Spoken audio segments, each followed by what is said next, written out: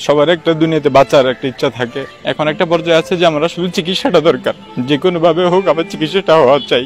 মাওলানা ইনামুল হাসান ফারুকের চিকিৎসার জন্য ৮০ লক্ষ টাকা দরকার।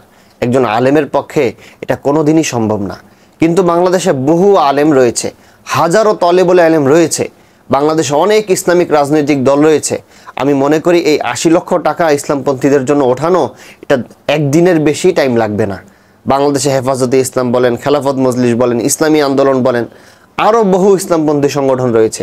যদি ১,০০০ টাকা করে ৮,০০০ জন টাকা দেয়, ৮,০০০ জন মানুষ যদি মাত্র ১,০০০ টাকা করে দেয়, তাহলে ৮০ লক্ষ টাকা উঠে যাবে।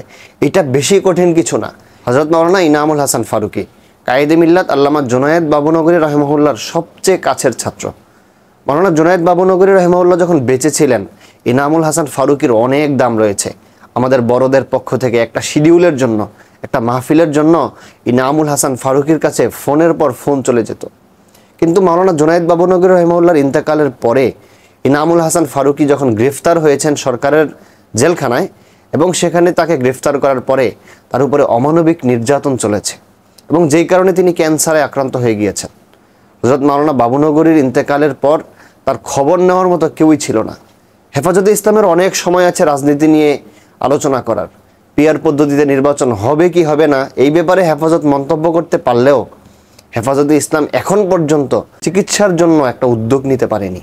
এখন সবার টনক নড়েছে, কিন্তু ইনামুল হাসান ফারুকী যে গত ২ বছর ধরে একের পর এক ফেসবুক স্ট্যাটাসে এভাবে সেভাবে ইনিয়ে বিনিয়ে কথা বলছেন, এটা আমরা কেউ দেখিনি। তিনি একবার স্ট্যাটাসে লিখেছেন ইন্ডিয়া থেকে চিকিৎসা না পেয়ে চলে এসেছেন, আবার তিনি লিখেছেন বাংলাদেশে মুস্তাজাবুদ দাওয়া কে আছে, একটু তার বাঁচার আকুতি, কিন্তু আমরা কেউ তার দিকে ভ্রুক্ষেপ করিনি। আমাদের কারো সময় হয়নি ইনামুল হাসান ফারুকের জন্য একটা ফান্ড গঠন করা। আজকে মাওলানা ওবায়দুর রহমান হুজাইফির দীর্ঘ স্ট্যাটাস দেখে আফসোস করলাম। একজন মানুষ কি পরিমাণ চেষ্টা করতে পারে মাওলানা ইনামুল হাসান ফারুকের চিকিৎসার জন্য, কিন্তু আমাদের বড়রা তাকে নিতান্তই ব্যর্থ করে ফেলেছে। মাওলানা ইনামুল হাসান ফারুকের চিকিৎসার জন্য ৮০ লক্ষ টাকা দরকার। একজন আলেমের পক্ষে এটা কোনোদিনই সম্ভব না, কিন্তু বাংলাদেশে বহু আলেম রয়েছে, হাজারো তলেবুল আলেম রয়েছে, বাংলাদেশে অনেক ইসলামিক রাজনৈতিক দল রয়েছে। আমি মনে করি এই ৮০ লক্ষ টাকা ইসলামপন্থীদের জন্য ওঠানো এটা একদিনের বেশি টাইম লাগবে না। বাংলাদেশে হেফাজতে ইসলাম বলেন, খেলাফত মজলিস বলেন, ইসলামী আন্দোলন বলেন, আরও বহু ইসলামপন্থী সংগঠন রয়েছে। যদি ১,০০০ টাকা করে ৮,০০০ জন টাকা দেয়, ৮,০০০ জন মানুষ যদি মাত্র ১,০০০ টাকা করে দেয়, তাহলে ৮০ লক্ষ টাকা উঠে যাবে। এটা বেশি কঠিন কিছু না।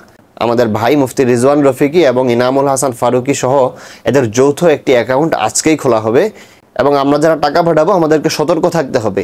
এই সময়টাকে কেন্দ্র করে অনেক দুষ্কৃতিকারী তাদের বিভিন্ন নাম্বার দিয়ে দিবে। এই জন্য আমি মনে করি টাকা পাঠানোর সবচেয়ে সুন্দর সোর্স হচ্ছে বাংলাদেশের প্রসিদ্ধ আলেম মুফতি রিজওয়ান রফিকি সাহেবের সাথে যদি আমরা যোগাযোগ করি, এবং তার আইডি থেকে আজকেই একটি অ্যাকাউন্টের নাম্বার দিয়ে দেওয়া হবে, এবং আমরা সবাই সেই নাম্বারে টাকা পাঠিয়ে প্রমাণ করে দিব এদেশের ইসলামপন্থী মানুষ মাওলানা জুনায়েদ বাবুনগরীকে ভুলেনি, এবং তার শাগরেদকে আমরা একা ছেড়ে দিব না ইনশাল্লাহ।